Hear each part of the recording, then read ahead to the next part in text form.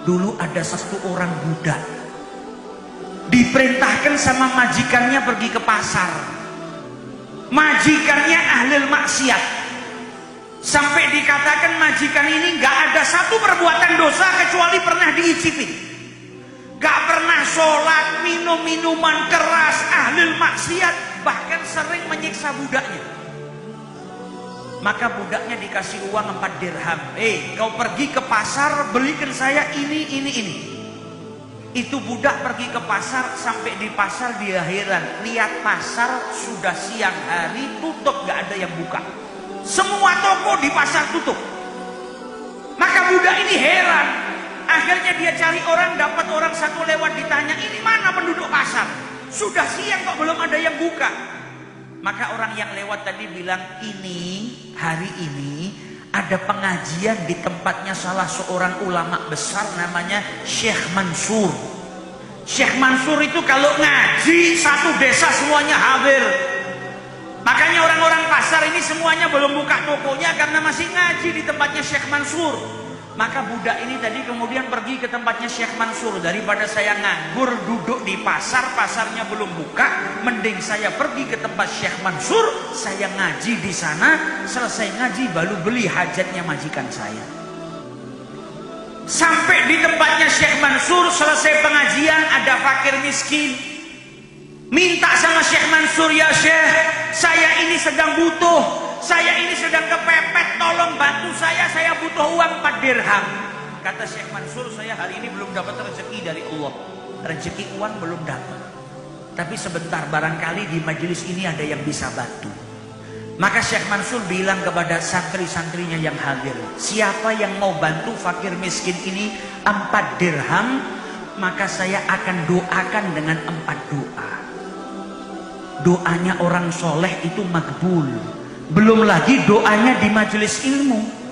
Kata Nabi Muhammad, tidak berkumpul 40 orang dari umatku kecuali di situ ada wali min auliyaillah. 40 umat Islam berkumpul, salah satunya wali. Kalau mengamini doanya diijabahi oleh Allah Subhanahu wa taala. Ini budak nggak pakai berpikir panjang. Ketika fakir miskin tadi butuh 4 dirham, dia ngacungkan tangannya. Saya mau bantu orang itu. Padahal bukan uangnya majikannya. Dikasihkan ke fakir miskin tadi, kemudian dia dipanggil oleh Syekh Mansur. Kau mau doa apa? Saya doakan biar diaminin orang segini banyaknya, biar doanya mustajab. Kata budak tadi, yang pertama doakan supaya majikan saya itu taubat. Budaknya ini sering dizolimin, tapi nggak lupa sama majikannya.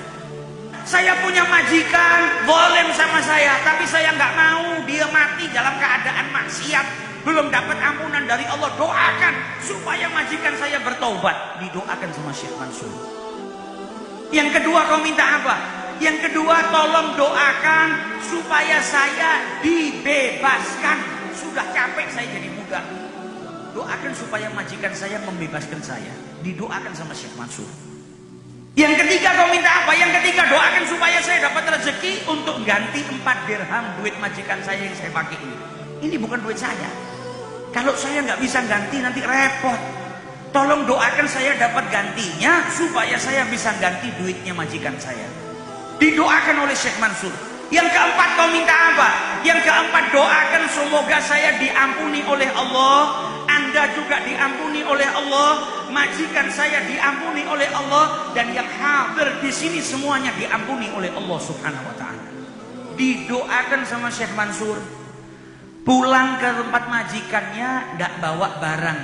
Padahal dia disuruh ke pasar beli sesuatu, pulang tangan kosong. Sudah perginya berjam-jam, pulang enggak bawa apa-apa. Majikannya begitu melihat langsung marah. Mana kau pergi berjam-jam, pulang nggak bawa apa-apa? Kata majikannya, tunggu dulu. Ini semua ada kisahnya. Kenapa kok saya lama pulang nggak bawa apa-apa? Ada ceritanya. Kata majikannya, apa ceritanya? Saya tadi pergi ke tempatnya Syekh Mansur. Ada fakir miskin. Kemudian kata Syekh Mansur, yang mau bantu saya doakan. Majikannya penasaran. Majikannya ini ahli maksiat. Sama budaknya jahat. Tapi tiba-tiba dia penasaran, kau minta doa apa sama Syekh Mansur?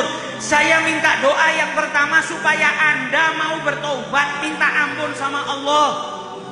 Padahal ini majikan sering dinasihatin orang, nggak pernah gubris. Tapi ketika doa dipanjatkan di majelis ilmu, diijabahi oleh Allah Subhanahu wa Ta'ala. Itu majikannya ketika dengar, apa yang kau minta? Yang saya minta Anda mau bertobat. Dia langsung berkata, tubtu ilallah. Detik ini juga saya bertobat kepada Allah Subhanahu wa Ta'ala. Kemudian yang kedua apa? Yang kedua saya minta sama Syekh Mansur supaya saya didoakan agar merdeka. Apa kata majikannya? Anta hurrun liwajhillah. Padahal beli budak itu mahal. Ini budak nggak pernah berkhayal kalau suatu saat dia bakal dimerdekakan sama majikannya. Kenapa? Majikannya pelit, majikannya ahli maksiat, nggak suka kebaikan. Tiba-tiba berkat doa di majelis, majikannya langsung membebaskan dirinya semata-mata karena Allah, tanpa ada persyaratan dia harus bayar sekian.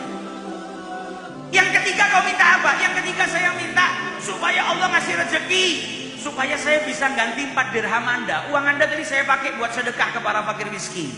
Kata majikannya, nggak usah dibayar. Saya ikhlas lillahi ta'ala. Ini saya tambahin 100 dirham. Makanya 4 dirham diikhlaskan, bahkan diberikan rezeki sama Allah Subhanahu wa Ta'ala melalui majikannya. Terus yang keempat, apa yang kau minta? Kata budaknya, yang keempat, saya minta supaya Allah mengampuni saya, ngampuni Syekh Mansur, ngampunin Anda, dan mengampuni yang hadir. Kata majikannya, kalau yang itu saya nggak bisa ngabulkan. Kalau yang pertama, kedua, ketiga, itu urusannya sama saya, maka saya bisa berikan. Kalau yang keempat, urusannya sama Allah Subhanahu wa Ta'ala. Nah, yang gerakan si majikan untuk memenuhi 3 permintaan Allah, maka mustahil permintaan yang keempat tidak dikabulkan oleh Allah Subhanahu wa Ta'ala.